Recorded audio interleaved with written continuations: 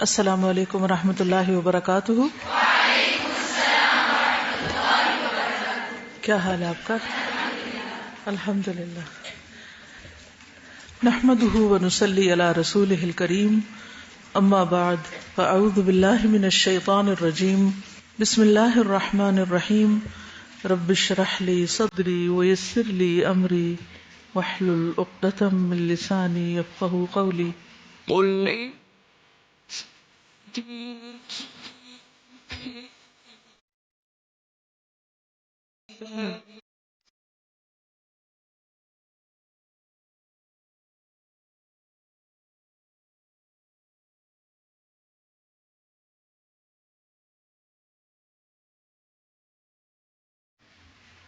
ہر آغاز کی ایک انتہا ہے، جو چیز شروع ہوتی ہے وہ ایک دن ختم بھی ہو جاتی ہے۔ زندگی کے ساتھ ہی موت کا وقت بھی لکھا جاتا ہے۔ عقل مند وہ ہے جو موت کی تیاری کرے اور اچھے خاتمے کے لیے بھرپور تگ و دو کرے، کوشش کرے۔ موت برحق ہے، لیکن خوش نصیب وہ ہے جسے ایمان پر موت آئے۔ موت کی سختیوں پر صبر کرنا بھی ایمان والوں کی نشانی ہے، تاکہ انہیں وہ آخری کامیابی بھی نصیب ہو جائے جو ایک مسلمان کے لیے زندگی بھر کے مشن کی ضامن بن جائے۔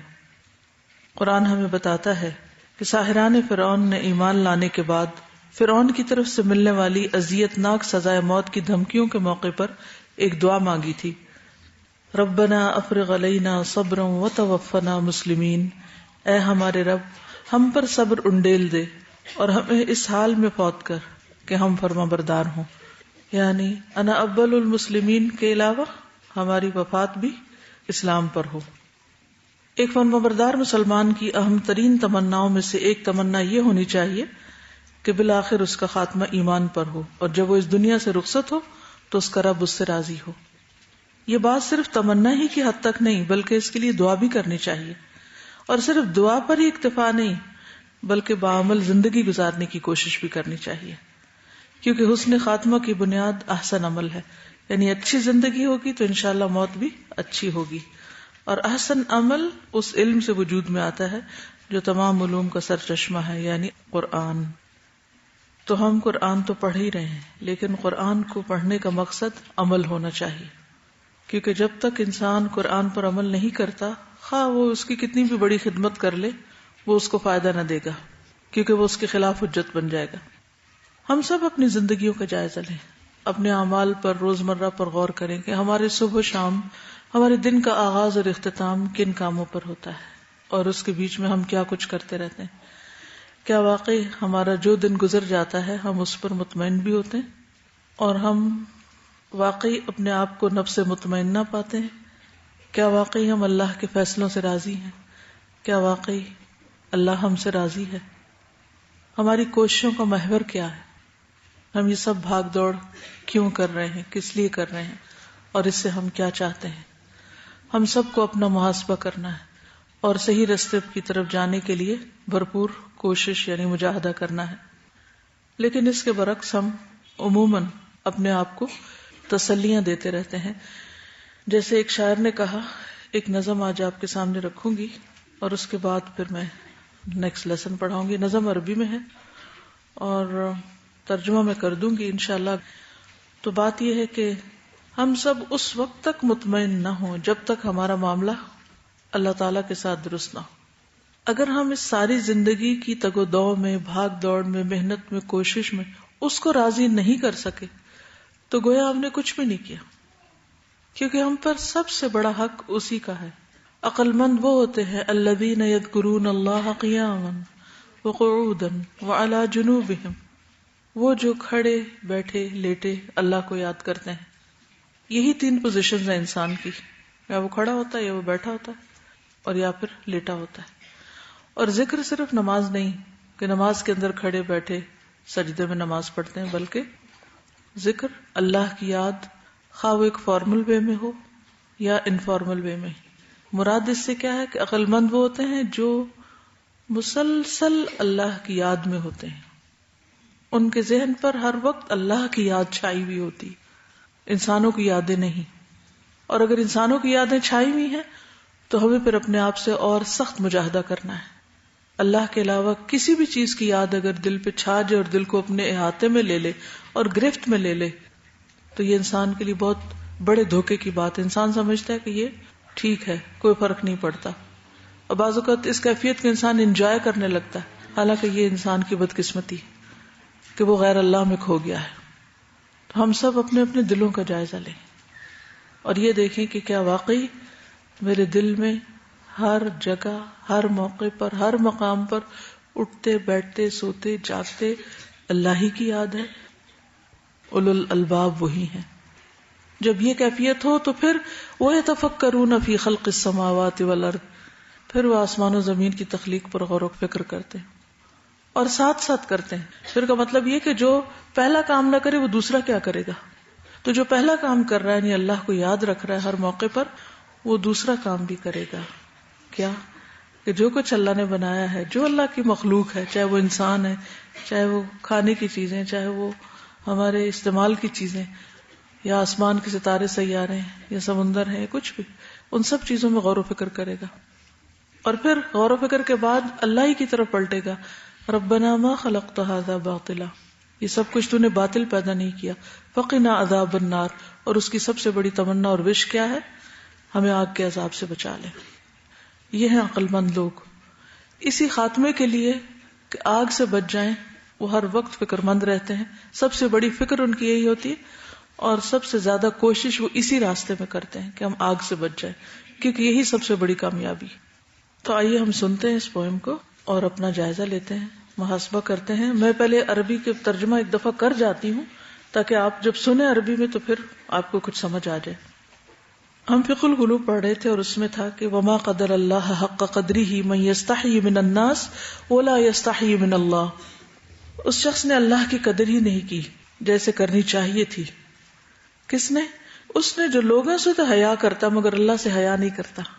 لوگوں سے شرم آتی ہے اس کو کچھ کرتے ہوئے، اللہ سے نہیں شرماتا. فَيَسْكُنُ فِي أَرْضِهِ وَيَأْكُلُ مِن رِزْقِهِ وَيُبَارِزُهُ بِالْمَعَاصِي لَيْلًا وَالنَّهَارًا.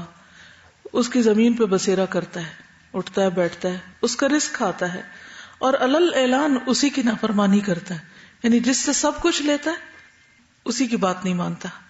تو اس کانسیپٹ کے اوپر جو اس وقت پوئم میں آپ کے سامنے رکھوں گی، اس کی روشنی میں ہم سب کو اپنی زندگی کا جائزہ لینا چاہیے کہ ہم کر کیا رہے ہیں. اور اگر ہماری زندگی غلط طریقے پر گزر رہی ہے تو پھر اس کا مطلب ہے کہ ہم اچھے خاتمے کی تیاری نہیں کر رہے. ہمیں اس کی تیاری کرنی.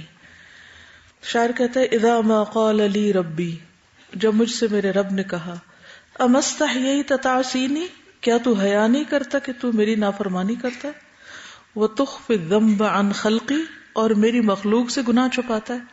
یعنی برے کام کر کے مخلوق سے تو چھپتا ہے، مجھ سے نہیں شرماتا. وبالعصیان تأتینی، اور نافرمانیوں کے ساتھ میری طرف آ رہا ہے. یعنی ہم دن رات کیا کر رہے ہیں اور کیا لے کے اللہ کی طرف روانہ ہو رہے ہیں، کیونکہ ہم ہر روز اس سفر میں. آغاز وہ تھا جب آپ پیدا ہوئے اور انتہا وہ ہے جب موت آئے گی، اور آپ بیچ کی سڑک پہ سرپٹ بھاگے چلے جا رہے ہیں اپنی موت کی طرف. یہ بھاگنا، یہ چلنا، یہ سفر کس قسم کا ہے؟ اس سارے سفر میں کر کیا رہے ہیں؟ اگر آپ نے کبھی سفر کیا ہو یا سفر کا کوئی ذہن میں آپ لے آئیں جو آپ نے قریب میں کبھی کیا ہو، تو آپ سوچئے کہ سفر کے آغاز میں آپ کیا سوچتے ہیں کہ کدھر جانا ہے، کہاں جانا ہے، اور وہاں کیا کرنا ہے، جا کے وہاں کیا ہوگا. پھر راستے بھر میں آپ مختلف کام کرتے رہتے ہیں اور پھر اپنی منزل تک آپ جا پہنچتے ہیں. اگر آپ مینٹلی فزیکلی تیار نہ ہوں اس کو فیس کرنے کے لیے جس کام کے لیے آپ جا رہے ہیں. مثال کے طور پر میں ابھی لاہور سیٹرڈے کو گئی تھی تو میرے سامنے ایک مقصد تھا کہ میں نے جا کے پڑھانا ہے. اس کے لیے میں نے اپنے نوٹس وغیرہ تیار کیے، ہر چیز کو ذہن میں رکھا، ذہنی طور پر بھی تیاری رکھی، اور باقی سب چیزوں کو ایک طرف کر کے سب سے زیادہ میرا ہم و غم یہ تھا کہ اس وقت مجھے اس جگہ اس کام کے لیے جانا ہے، اور پوری طرح پریپیئرڈ تھی. تو الحمدللہ ایک دن میں کافی کام ہو گیا. لیکن اگر میں اس کی تیاری نہ کرتی اور پھر وہ سارے کام میرے سامنے آتے تو کس قدر شرمندگی ہوتی. نہ نوٹس لے کے جاتی اور نہ ان کو پڑھتی، نہ تیار کرتی، اور جا کے پبلک کے سامنے بیٹھ جاتی اور آئیں بائیں شائیں باتیں کر کے آ جاتی، تو مقصد تو نہیں پورا ہوتا نا. تو یہ تو دنیا ہے کہ ہمیں دنیا کے بارے میں فکر ہوتی ہے، شرم آتی ہے کہ لوگ کیا کہیں گے کہ کیا کیا. لیکن اس سے بڑھ کر ہمیں اپنے رب سے ملاقات کرنی، اور اس ملاقات کی اگر تیاری نہیں تو اس سے بڑھ کے شرمندگی اور رسوائی کی کوئی بات ہی نہیں. لیکن وہ تیاری وہی کرتا ہے جو راستہ بھر اپنے ذہن سے اس بات کو اوجھل نہیں ہونے دیتا کہ میں کس مقصد کے لیے جا رہا ہوں. وہ مقصد کبھی نہیں بھولنا چاہیے. تو ہم دیکھیں کہ سفر میں کر کیا رہے ہیں. جس سے ملاقات کے لیے جا رہے ہیں اسی کی نافرمانی کر رہے ہیں اور گناہ اکٹھے کر کر کے لے جا رہے ہیں, کانٹے چن رہے ہیں اپنے لیے آگے. فَكَيْفَ أُجِيبُ يَا وَيْحِي وَمَنْ ذَا سَوْفَ يَحْمِينِي, پھر کیسے میں جواب دوں, ہائے افسوس مجھ پر, اور کون مجھے بچائے گا. وَمَنْ ذَا سَوْفَ يَحْمِينِي أُسَلِّ النَّفْسَ بِالْآمَالِ مِنْ حِينٍ إِلَى حِينٍ, میں وقتاً فوقتاً اپنے دل کو آرزوؤں کے ساتھ تسلی دیتا رہتا ہوں. اسلی النفس, اپنے نفس کو تسلی دیتا, کوئی بات نہیں کوئی بات نہیں, سب اسی طرح ہی جا رہے ہیں نا, سب یہی کچھ کر رہے ہیں, تمہیں کیا فکر ہے. یعنی کبھی خیال آ بھی جائے موت کا یا رب سے ملاقات کا تو بلا دیتا ہوں. وَأَنْسَى مَا وَرَاءَ الْمَوْتِ مَاذَا بَعْدَ تَكْفِينِي, اور موت کے بعد جو کچھ پیش آنا ہے اس کو میں بھلا دیتا ہوں, اور اس بات کو بھلا دیتا ہوں کہ زندگی کے بعد, موت کے بعد کیا چیز مجھے کام آنے والی ہے, وہاں کیا چاہیے, وہاں کیا ضرورت ہے, اس چیز کو فراموش کیے ہوئے ہوں. کأنی قد ضمنت العیش لیس الموت یأتینی, کأنی گویا کہ میں نے قد ضمنت العیش زندگی کی گارنٹی دے رکھی ہے, گویا مجھے زندگی کی ضمانت دی گئی کہ زندہ ہی رہو گے. لیس الموت یأتینی, اور مجھے موت کبھی نہیں آئے گی. یعنی دنیا میں اس طرح بے خبر اور غافل ہو کے جی رہا ہوں جیسے کبھی موت آنی ہی نہیں. وجاءت سکرۃ الموت الشدیدۃ من سیحمینی, اور جب موت کی شدید ترین بے ہوشی آ پہنچی, اب مجھے کون بچائے گا, اس وقت کے لیے تیار نہیں کیا کچھ. نظرت الی الوجوہ الیس منہم من سیفدینی, میں نے لوگوں کے چہروں کی طرف دیکھا, کیا ان میں کوئی بھی ایسا نہیں جو مجھے چھڑائے گا, جو میرا فدیہ دے گا, جو مجھ پر فدا ہوگا. زندگی میں کئی لوگ فدا ہوتے رہتے ہیں نا آپ پر, کہ موت کے وقت کون فدا ہوتا ہے کہ ملک الموت سے کہے میری جان لے لو, اس کی چھوڑ دو. سأسأل, مجھ سے سوال کیا جائے گا, سأسأل ما الذی قدمت فی دنیایا ینجینی, سأسأل مجھ سے پوچھا جائے گا, ما الذی کیا ہے وہ چیز, قدمت فی دنیایا جو میں نے اپنی زندگی میں آگے بھیجی, ینجینی جو مجھے نجات دے. فکیف اجابتی من بعد ما فرطت فی دینی, فکیف تو کس طرح, اجابتی میرا جواب ہوگا, میرا جواب کیا ہوگا, من بعد ما اس کے بعد کے, فرطت میں نے کوتاہی کی, فی دینی اپنے دین میں, دین کے معاملات میں کوتاہی کرنے کے بعد میرا جواب کیا ہوگا. وَيَا وَيْحِي, ہے افسوس مجھ پر, الم اسمع کلام اللہ یدعونی, کیا میں نے اللہ کا کلام سنا نہیں جو مجھے اپنی طرف بلاتا تھا. الم اسمع لما قد جاء فی قاف ویاسین, الم اسمع کیا میں نے سنا نہیں اس کو, لما قد جاء جو آیا, فی قاف سورت قاف میں, ویاسین اور سورت یاسین میں, کیا میں نے وہ سنا نہ تھا. الم اسمع بیوم الحشر یوم الجمع والدین, کیا میں نے سنا نہیں تھا کہ یوم الحشر بھی ہے, یوم الجمع بھی ہے, یعنی قیامت کا دن, والدین اور جزا و سزا کا دن. الم اسمع مناد الموت یدعونی ینادینی, کیا میں نے موت کے منادی کو نہیں سنا جو مجھے پکارتا اور آواز دیتا ہے. فیا رباہ عبد تائب من ذا سیؤویہ, اے میرے رب یہ تیری بارگاہ میں ایک توبہ کرنے والا بندہ ہے, کون ہے جو اسے پناہ دے. سوا رب غفور واسع للحق یہدینی, سوائے اس رب کے جس کی مغفرت بہت وسیع ہے جو مجھے حق کی طرف ہدایت دیتا ہے. اتیت الیک فرحمنی, میں تیری طرف حاضر ہوا ہوں, میں تیری طرف آ گیا ہوں, تو مجھ پر رحم فرما. وثقل فی موازینی, اور میرے موازین یعنی اعمال نامے کو بھاری کر دے, میرے میزانوں کو بھاری کر دے. وخفف فی جزائی انت ارجا من یجازینی, اور میرا حساب ہلکا کر دے. وخفف فی جزائی انت ارجا من یجازینی, تو ہی وہ بڑی ذات ہے جس سے امید کی جا سکتی ہے کہ وہ مجھے اس کی جزا دے گا. تو اللہ تعالیٰ سے امید بھی رکھنی چاہیے اور اللہ کا خوف بھی ہونا چاہیے, اور سب سے بڑھ کر یہ کہ اس سے ملاقات کی تیاری کرنی چاہیے. تب آپ اس کو ایک دفعہ سن لیجئے, پھر اس کے بعد آگے چلیں گے.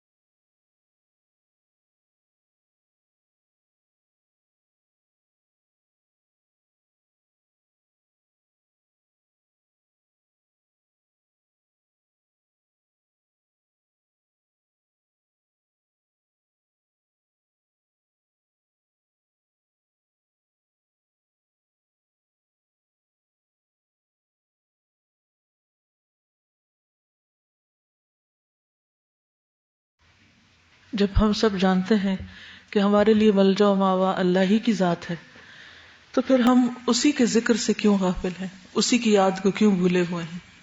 اس کی ملاقات کا شوق کیوں نہیں ہے؟ سب سے بڑا محسن، سب سے بڑا رب، جو میرے ظاہر اور باطن سب کو جانتا ہے، انسان سب انسانوں کو دھوکہ دے سکتا ہے، اس کو نہیں دے سکتا، سب کے ساتھ غلط بیانی کر سکتا، اس کے ساتھ نہیں کر سکتا. تو اس لیے کسی پر نہیں، اپنے اوپر احسان کرتے ہوئے، اپنا بھلا کرتے ہوئے اپنی خیر منائیں، کیونکہ ہم میں سے ہر ایک کو موت کا ذائقہ چکھنا ہے، موت کے مرحلے سے گزرنا ہے. اس لیے عقل مندی کا تقاضا یہی ہے کہ وہ کرے جو آخرت میں کام آنے والا ہے. اس میں سب سے پہلی چیز یہ ہے کہ خوف اور امید دونوں ساتھ ہوں. نہ تو انسان مایوس ہو جائے اور نہ اتنی امید لگا بیٹھے کہ کچھ کر کے نہ دے. یہ کیفیت ساری زندگی بھی ہونی چاہیے اور موت کے وقت بھی. موت کی بے چینیوں میں بھی مومن کو خوف اور امید کی درمیانی کیفیت میں رہنا چاہیے. یعنی اپنے گناہوں پر اللہ تعالیٰ کی سزا کا ڈر ہے تو ساتھ اپنے رب سے رحمت کی امید بھی رکھے.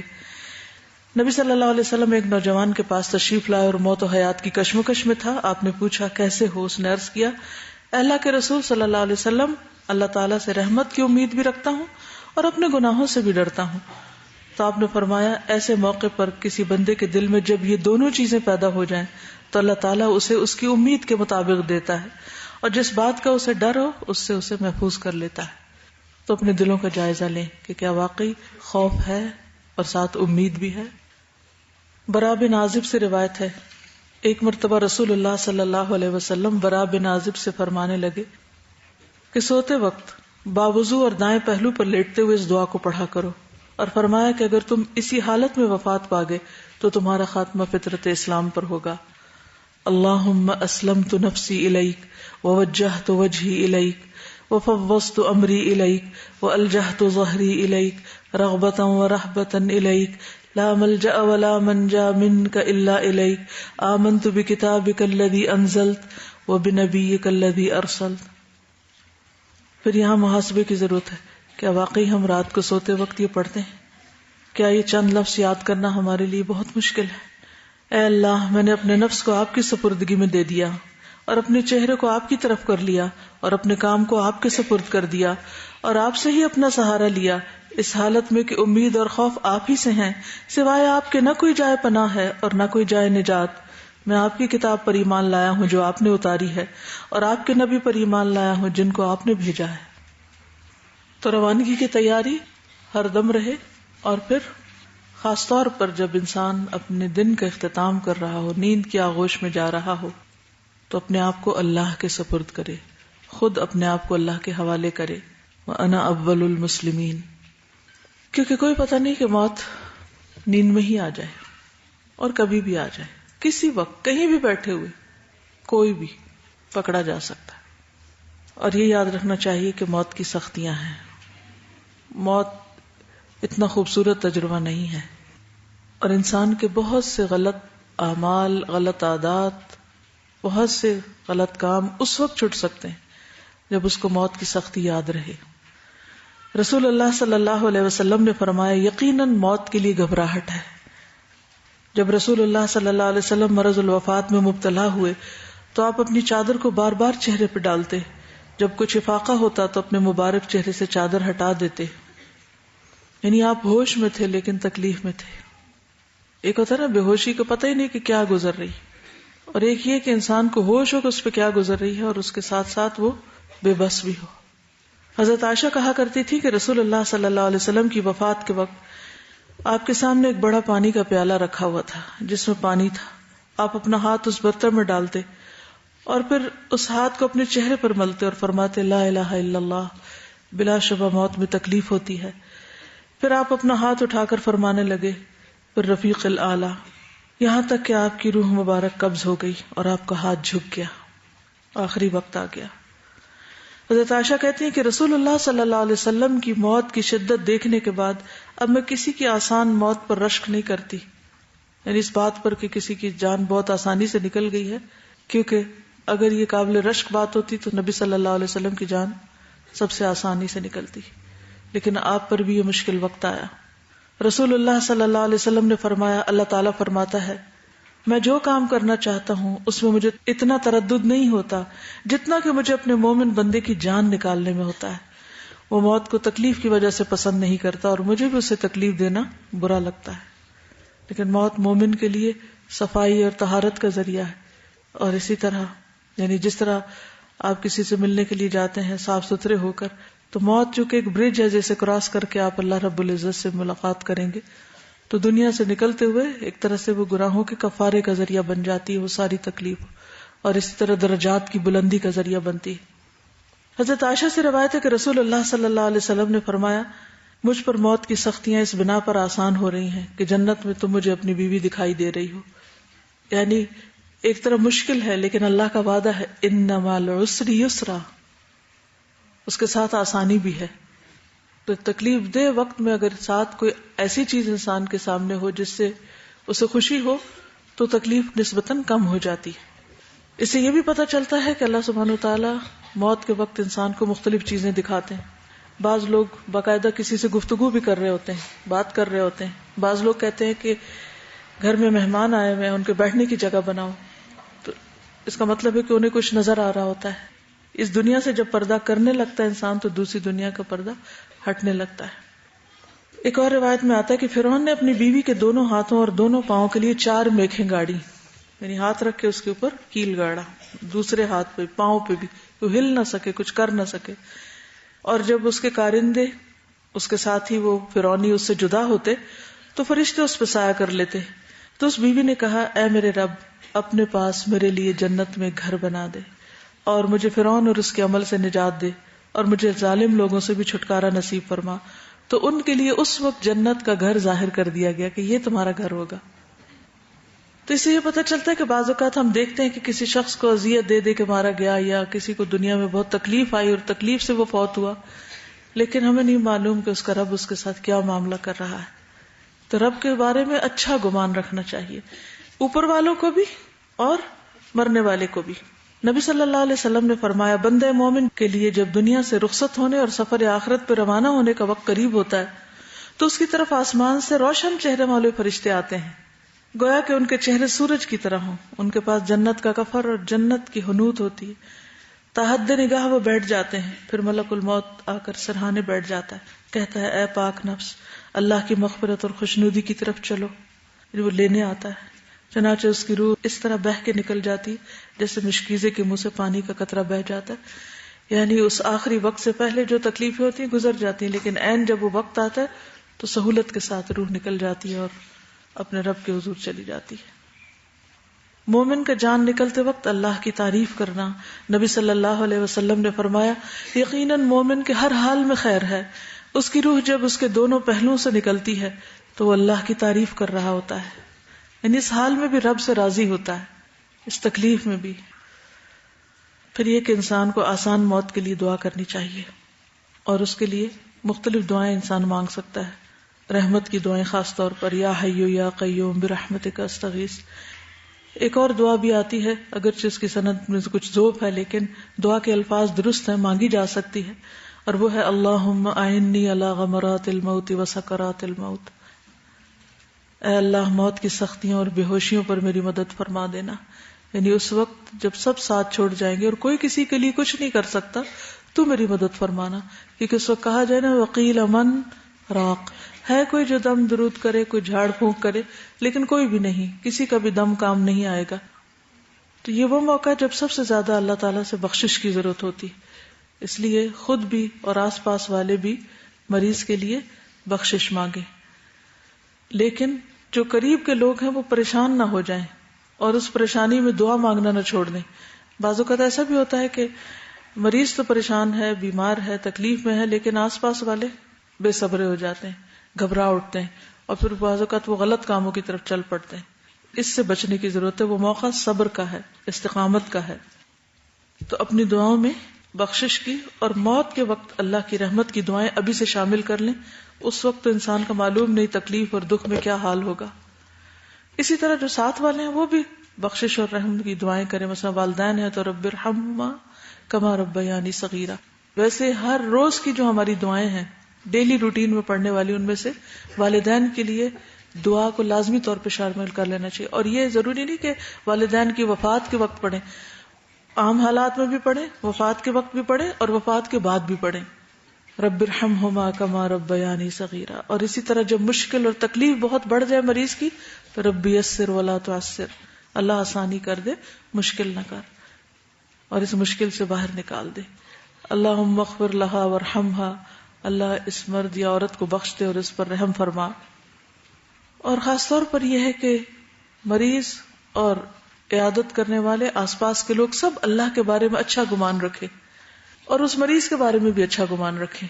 کیونکہ عموماً جب کسی کی جان تکلیف سے نکلتی تو ہم کہتے ہیں یہ کوئی ضرور گناہگار شخص ہوگا تو اب پکڑ میں آ گیا. نہیں، کسی کے بارے میں ایسا نہیں سوچے. کس کا کیا معاملہ ہے اللہ ہی بہتر جانتا ہے. اور اسی طرح اللہ کے بارے میں حسن ظن، یہ نہیں کہ اللہ تعالیٰ آپ تو مہربان اور رحیم ہے اور آپ کیوں اس طرح اس کے ساتھ کر رہے ہیں. نہیں، اللہ سبحانہ وتعالیٰ کے ساتھ بھی کوئی شکوہ نہیں. رسول اللہ صلی اللہ علیہ وسلم نے فرمایا تم میں سے ہر ایک کو اس حال میں موت آئے کہ وہ اللہ تعالیٰ کے ساتھ اچھا گمان رکھتا ہو.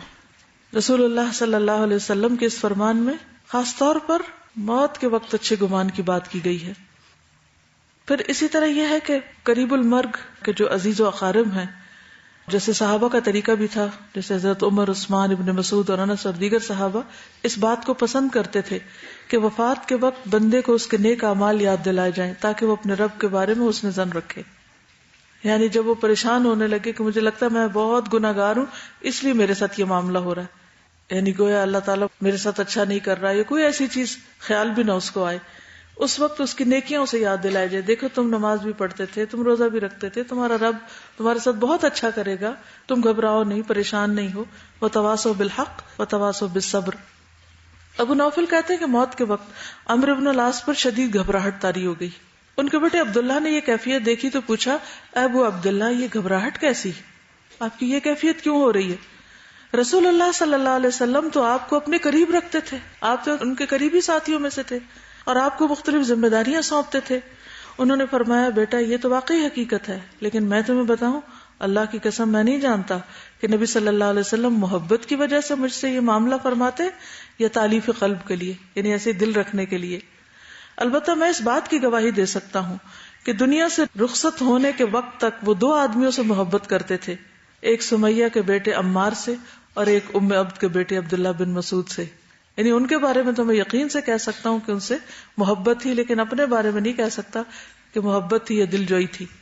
یہ حدیث بیان کر کے انہوں نے اپنے ہاتھ اپنی ٹھوڑی کے نیچے رکھے اور کہنے لگے، اے اللہ تو نے ہمیں حکم دیا، ہم نے اسے چھوڑ دیا، تو نے ہمیں منع کیا اور ہم وہ کام کرتے رہے، اور تیری مغفرت کے علاوہ کوئی چیز ہمارا احاطہ نہیں کر سکتی، تیری بخشش کے علاوہ کوئی چیز ہمیں نہیں سنبھال سکتی. آخر دم تک پھر وہ یہی کلمات کہتے رہے یہاں تک کہ فوت ہو گئے.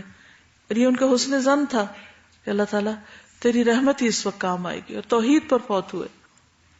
پھر اسی طرح یہ ہے کہ موت اگرچہ مشکل مرحلہ ہے لیکن اللہ سے ملاقات کا ذریعہ ہے، اس لیے مومن موت کا ذکر آتے ہی، موت کا تذکرہ ہوتے ہی فوراً کیا سوچے کہ اچھا کوئی نہیں، ایک مشکل مرحلہ ہے نا، اس کے بعد اللہ سے ملاقات ہوگی تو اللہ تعالیٰ اس ملاقات کو اچھا کر دے.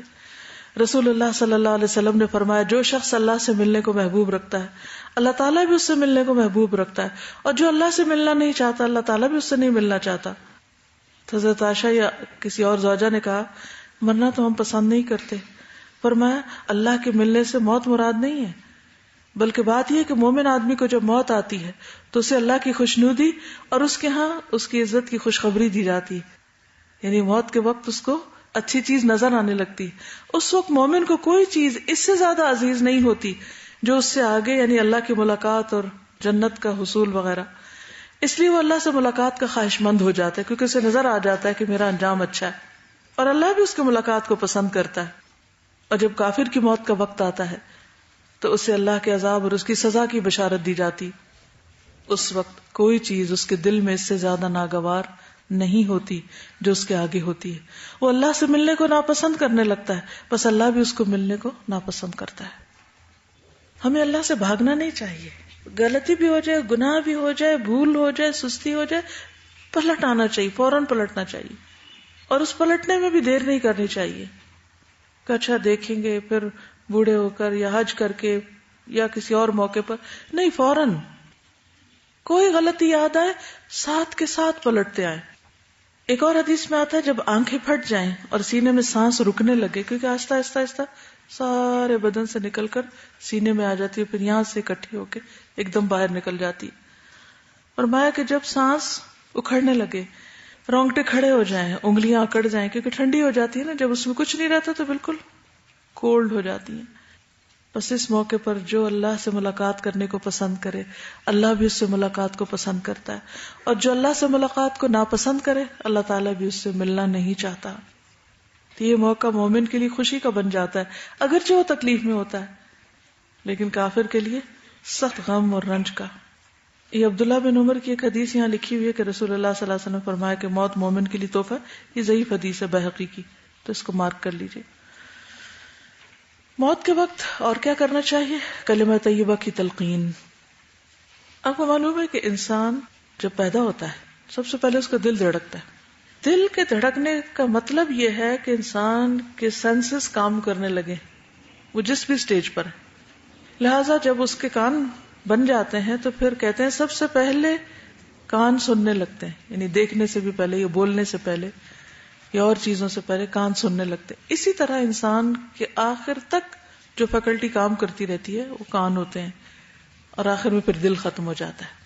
یعنی انسان بول نہیں سکتا، دیکھ نہیں سکتا، لیکن کان سن رہے ہوتے ہیں. تو اس لیے اس کے پاس لا الہ الا اللہ پڑھتے رہنا چاہیے تاکہ وہ دل میں ہی دہرا لے. اگر زبان نہیں بھی اس کی کام کر رہی تو دل میں پڑھ لے. اللہ تو جانتا نا اس کے دل میں اس وقت کیا ہے. اور آخری چیز دل بند ہو جاتا ہے تو پھر موت واقع ہو جاتی ہے. تو مایوسی کی باتیں نہ کریں، اور یہ بھی نہ کہیں نہیں ابھی تو کہاں مرنا اور موت نہیں آئی ابھی. نہیں، موت تو وقت لکھا ہے. عقل مندی اسی میں کہ انسان اسے ایکسپٹ کر لے، اس کی تیاری شروع کر دے. مختلف لوگوں کی وفات کے وقت آپ دیکھتے ہیں کہ کچھ لوگ موت کی نشانیاں ظاہر ہونے کے باوجود بھی مانتے ہی نہیں کہ موت آ جائے گی، اور کچھ لوگ ہر وقت تیار رہتے ہیں، اور کچھ بھی علامات اوپر نیچے ہوں تو فوراً وہ اللہ کی طرف رجوع کرتے ہیں کہ کہیں ایسا نہ ہو کسی حال میں موت آ جائے اور ہم تیار ہی نہ ہوں. دیکھیے، اگر کسی کی موت کا وقت قریب ہے یا آپ دیکھ رہے ہیں اور آپ کو سمجھ نہیں آ رہی تو بھی لا الہ الا اللہ پڑھنا شروع کر دیں، کیونکہ کلمہ پڑھا ضائع تھوڑی جائے گا. اور اگر وہ بچ گیا تو کوئی بات نہیں، وہ خود پڑھتا رہے گا بعد میں. اور اگر فوت ہو گیا تو آپ کو یہ حسرت تو نہیں ہوگی کہ وہ لا الہ الا اللہ سنے پڑے بغیر ہی فوت ہو گیا. تو بہت سے لوگ اس حقیقت کو ایکسپٹ نہیں کرتے، اس لیے لا الہ الا اللہ پڑھتے ہی نہیں ہیں کہ کوئی مائنڈ نہ کرے کہ اچھا تم ہمیں مارنے لگے ہو. حدیث میں آتا ہے جب تم کسی مریض یا مرنے والے کے پاس ہو تو صرف اچھی بات کہو، کیونکہ فرشتے تمہاری بات پر آمین کہتے ہیں. سب سے اچھی بات کون سی؟ کلمہ طیبہ. نبی صلی اللہ علیہ وسلم نے فرمایا جب بھی بندہ خالص ہو کر لا الہ الا اللہ کہتا ہے تو آسمان کے دروازے کھول دیے جاتے، یہاں تک کہ وہ عرش تک پہنچ جاتا ہے. یعنی وہ کلمہ جب تک کبیرہ گناہوں سے بچتا رہے. یعنی اگر آپ کبیرہ گناہوں سے بچے ہوئے ہیں اور اللہ کا ذکر کرتے ہیں تو آپ کا یہ ذکر فوراً رب تک پہنچتا ہے. اتنی قبولیت ہے اس کی. عمر بن خطاب رضی اللہ عنہ نے طلحہ رضی اللہ عنہ سے پوچھا کیا بات ہے؟ رسول اللہ صلی اللہ علیہ وسلم کی وفات کے بعد سے آپ پر گندہ حال اور غبار آلود رہنے لگے ہیں، یعنی جب سے آپ فوت ہوئے ہیں آپ ٹھیک نہیں رہتے. انہوں نے کہا میں نے رسول اللہ صلی اللہ علیہ وسلم کو یہ فرماتے ہوئے سنا ہے کہ میں ایک ایسا کلمہ جانتا ہوں کہ اگر کوئی شخص نزا کی حالت میں وہ کلمہ کہہ لے تو اس کے لیے روح نکلنے میں سہولت پیدا ہو جائے اور قیامت کے دن اس کے لیے باعث نور ہو. مجھے افسوس ہے کہ میں رسول اللہ صلی اللہ علیہ وسلم سے اس کلمے کے بارے میں پوچھ نہیں سکا. یعنی اس چیز کا غم تھا انہیں، اور خود نبی صلی اللہ علیہ وسلم نے بھی نہیں بتایا. میں اس وجہ سے پریشان ہوں. عمر رضی اللہ عنہ نے فرمایا کہ میں وہ کلمہ جانتا ہوں. طلحہ نے الحمدللہ کہہ کے پوچھا وہ کیا کلمہ ہے؟ فرمایا وہی کلمہ جو نبی صلی اللہ علیہ وسلم نے اپنے چچا کے سامنے پیش کیا، یعنی لا الہ الا اللہ. طلحہ کہنے لگے آپ نے سچ فرمایا. اس سے کیا بات پتہ چلتی؟ اس سے حضرت اللہ کا کون سا عمل ہمارے لیے ایک رہنما عمل ہے؟ پریشانی اور فکر کی بات کون سی؟ علم سے محرومی، اور اس علم سے محرومی جو حقیقی علم ہے، جو اصل میں ہمارے کام آنے والا ہے. ساری دنیا کی کتابیں بھی آپ پڑھ ڈالیں اور بہت فٹ زندگی بسر کریں اور بہت خوشحال زندگی بسر کریں، لیکن مرتے وقت آپ کو یہ نہ پتا ہو کہ اس وقت کیا چیز فائدہ دے گی اور اس کے بعد کیا فائدہ دے گی، تو کیا ساری دنیا کا علم اس کے برابر ہے؟ کہتے ہیں نا کہ اگر سارا کچھ ایک طرف رکھ دیا جائے اور دوسری طرف لا الہ الا اللہ تو وہ بھاری ہو جائے. یہ ہے اس کا معنی، سارا علم ایک طرف اور لا الہ الا اللہ کا علم اور عمل کے وقت اس کا یاد رہنا.